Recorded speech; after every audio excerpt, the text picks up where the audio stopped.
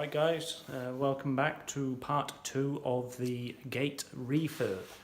The hard part's done now. Just got to go over it now and just flick off the bits that I've missed, like the little tiny bits.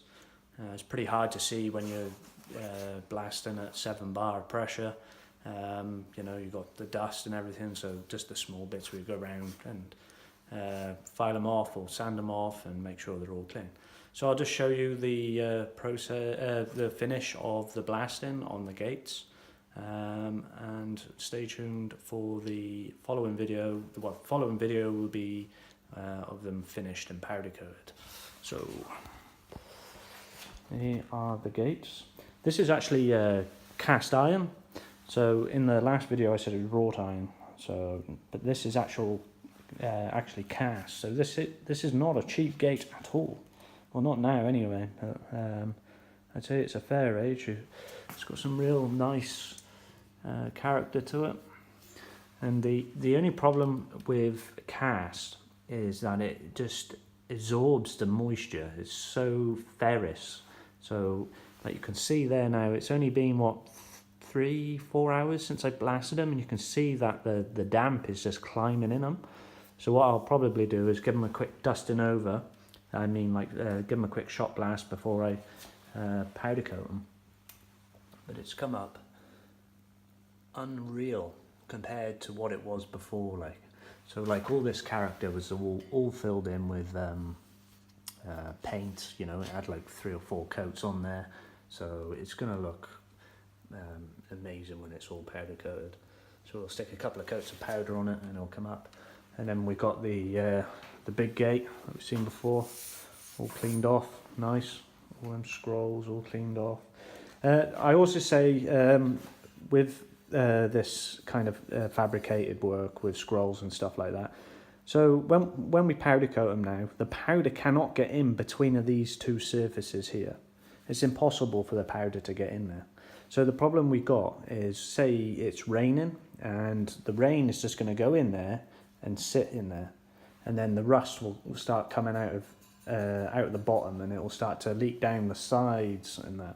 There's no way around this. The only way I can solve this problem is by letting the customer know, do you want us to silicone all the gaps around all the welds, or it can be up to the customer to do. But I always recommend them, to get some silicone around them, or give them a spray in like WD-40 or GT85. But the best thing you can do with these gates now is get them galvanized, and then then we'd sand them, and then we'd powder coat them, and that is the ultimate finish.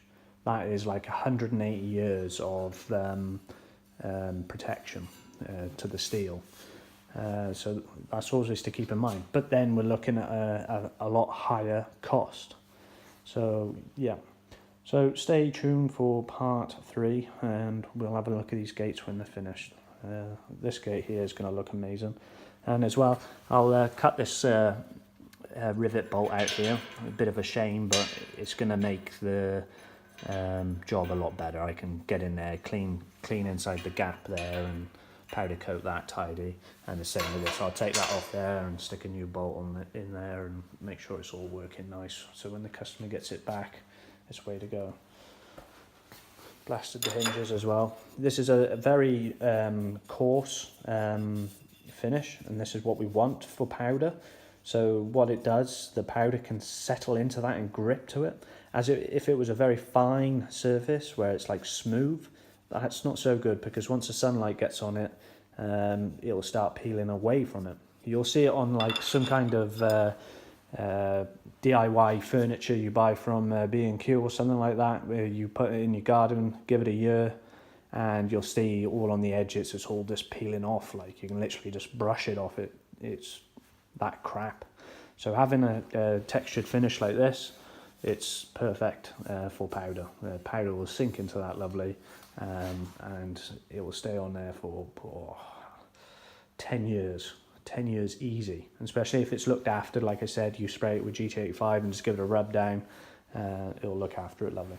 But stay tuned for part 3, and thumbs up or a thumbs down for this video, either other.